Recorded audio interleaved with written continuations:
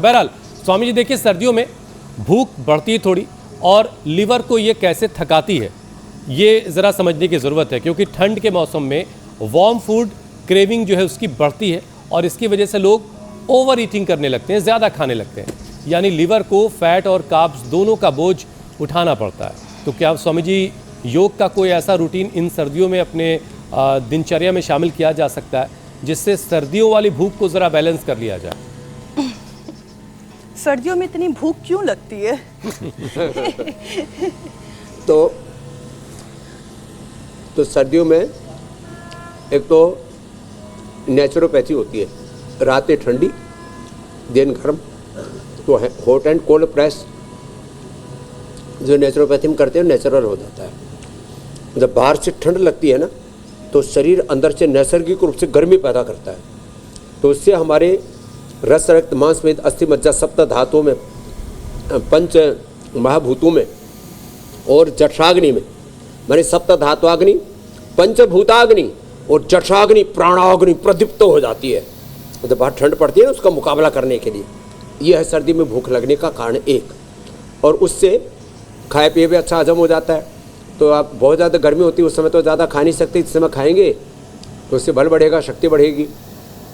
आप गर्मियों में चाहे घी है चाहे तेल है और भी वो नहीं खा सकते, इस समय घी खाओ कोई दिक्कत नहीं है, लड्डू खाओ, खीर खाओ, गाजर का हलवा खाओ, मूली की भुजिया खाओ, मूली खाओ, खाली पेट मूली खाना।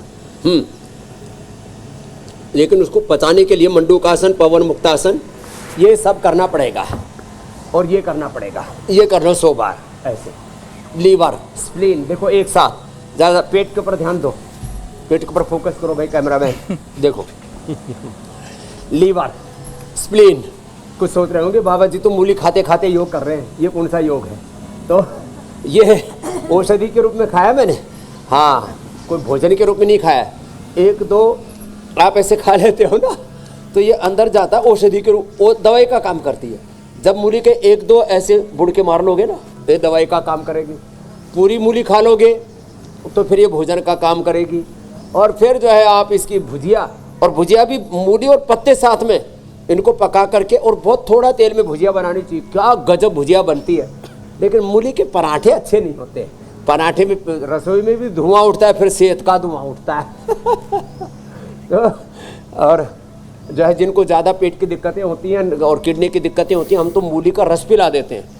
मूली के रस ज़्यादा तीखा ना लगे, थोड़ा सा अनार, चुकंदर, गाजर आदि डाल देते हैं। मैंने पिछले दिनों कई दिनों तक पिया, ओहो गजब की भूख लगती, कुछ ज़्यादा ही भूख लगने लगी थी, फिर मैंने बंद कर दिया।